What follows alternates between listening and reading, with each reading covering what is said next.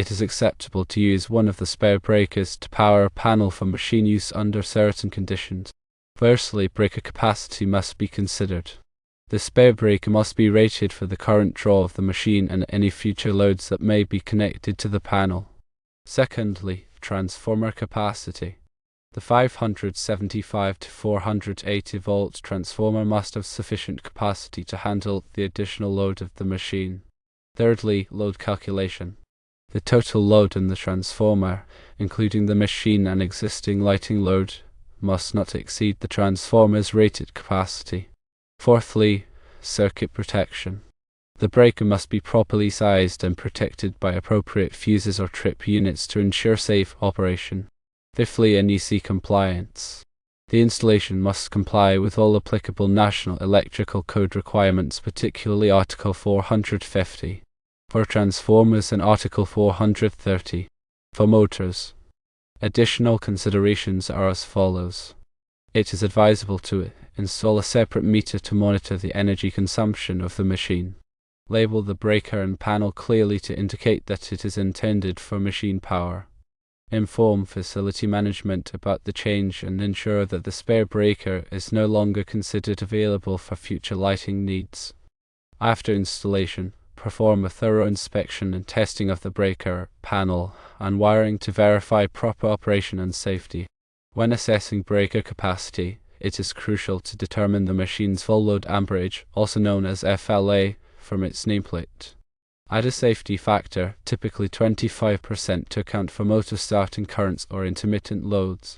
Select a breaker with a rating equal to or slightly higher than this calculated value. This ensures that the breaker will not trip unnecessarily during normal operation. When dealing with transformer capacity, the transformer's kilovolt ampere or kVA rating indicates its total power output capability. To determine if the transformer can handle the additional load, calculate the existing load by summing the volt-ampere requirements of all connected devices such as lighting, receptacles, and other equipment. Convert the machine's horsepower or HP rating to kVA by using the formula kVA equals horsepower times 0.746 divided by the power factor, and then divide by the transformer's efficiency. Add this kVA value to the existing load to find the total load in the transformer. Ensure that the total load does not exceed the transformer's kVA rating. If it does, consider using a larger transformer or implementing load shedding measures. When doing load calculations, consider the demand factors for different types of loads. Lighting loads, for example, may have a demand factor of 100%, meaning they operate at full capacity continuously. Motor loads, on the other hand, may have a low demand factor depending on their duty cycle. Refer to NEC Article 220 for guidance on calculating demand factors for various loads. Accurately assessing demand factors can help optimize transformer loading and prevent overloading. When considering circuit protection, overcurrent protection devices, or OCTs, such as fuses and circuit breakers, are essential for protecting electrical circuits from overloads and short circuits. Select OCTs with appropriate interrupting ratings to safely clear fault currents. The interrupting rating is the maximum fault current that the device can interrupt without failing. Coordinate the OCTs with the circuit conductors to ensure that they are protected against thermal damage. Time current curves illustrate the operating characteristics of OCTs, showing the relationship between current and tripping time. These curves can be used to coordinate OCTs in series to ensure that the downstream device trips before the upstream device, minimizing the extent of the outage. When ensuring NEC compliance, Article 450 covers the installation and protection of transformers. It specifies requirements for overcurrent protection, grounding, ventilation, and clearances. Article 430 covers the installation and protection of motors, including requirements for motor circuit conductors, overcurrent protection, and motor control equipment. Comply with these articles to ensure that the installation meets safety standards and operates reliably. Grounding is a critical aspect of electrical safety. It provides a low impedance path for fault currents to return to the source, allowing overcurrent protection devices to quickly clear the fault. Ensure that all metal enclosures, equipment frames, and non-current carrying metal parts are properly grounded in accordance with NEC Article 250. Use appropriately sized grounding conductors and connectors to maintain a low impedance ground path. Proper grounding minimizes the risk of electric shock and equipment damage. When installing separate metering, consider using a submeter to monitor the energy consumption of the machine. A submeter provides valuable data for tracking energy usage, identifying energy waste, and allocating costs. Choose a submeter with appropriate accuracy and features for the application. Connect the submeter to a dedicated circuit for the machine and configure it to record kilowatt-hours or kWh and other relevant parameters. Regularly monitor the submeter data to identify trends and optimize energy performance. Clearly label the breaker and panel to indicate that it is intended for machine power. Use permanent labels that are resistant to fading, scratching, and environmental conditions. Include information such as the equipment served, the voltage, the amperage rating, and any relevant warnings or precautions. Proper labeling helps prevent confusion and ensures that authorized personnel can safely operate and maintain the equipment. When coordinating with facility management, it is essential to communicate any changes to the electrical system to facility management personnel.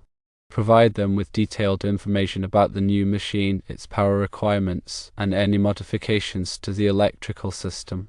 Obtain their approval before making any changes that could affect the overall operation or safety of the facility. Update electrical drawings and documentation to reflect the changes. When inspecting and testing, perform a thorough inspection and testing of the breaker, panel, and wiring after installation. Verify that all connections are tight and secure. Use a multimeter to check voltages and currents. Use a megameter to test insulation resistance. Perform a ground impedance test to ensure proper grounding. Document all test results and address any discrepancies or deficiencies. Regular inspection and testing helps identify potential problems early and ensures that the electrical system operates safely and reliably. Consider the impact of harmonics on the electrical system. Nonlinear loads such as variable frequency drives and electronic ballasts can generate harmonic currents that distort the voltage waveform and cause overheating of transformers, conductors, and other equipment. Use harmonic filters or line reactors to mitigate harmonic distortion. Perform a harmonic analysis to assess the level of harmonic distortion and determine the appropriate mitigation measures. Implement power factor correction to improve the efficiency of the electrical system. Low power factor results in increased current flow, higher energy losses, and reduced equipment capacity. Install power factor correction capacitors to compensate for the reactive power consumed by inductive loads. Maintain a power factor of 0.95 or higher to minimize energy costs and improve system performance. Regularly monitor the electrical system for signs of problems such as overheating, excessive vibration, or unusual noises. Investigate any anomalies promptly to prevent equipment failure and safety hazards. Implement a preventive maintenance program that includes regular inspections, testing, and cleaning of electrical equipment. Replace worn or damaged components before they fail. Keep accurate records of all maintenance activities. Provide training to personnel on electrical safety procedures and the proper operation of electrical equipment. Ensure that personnel are qualified to perform the tasks they are assigned. Follow lockout-tagout procedures to de-energize equipment before performing maintenance or repairs. Use personal protective equipment, or PPE, such as gloves, eye protection, and arc flash suits when working on or near energized equipment. Conduct regular arc flash hazard assessments to determine the level of PPE required for different tasks. Install surge protection devices, or SPDs, to protect sensitive electronic equipment from voltage surges caused by lightning strikes or switching transients. Choose SPD with appropriate voltage ratings and surge current capacity. Install SPD at the service entrance and at downstream panels to provide comprehensive surge protection. Consider the use of energy-efficient lighting and equipment to reduce energy consumption. Replace incandescent lamps with LED lamps. Use high-efficiency motors and drives. Implement lighting controls to turn off lights when they are not needed.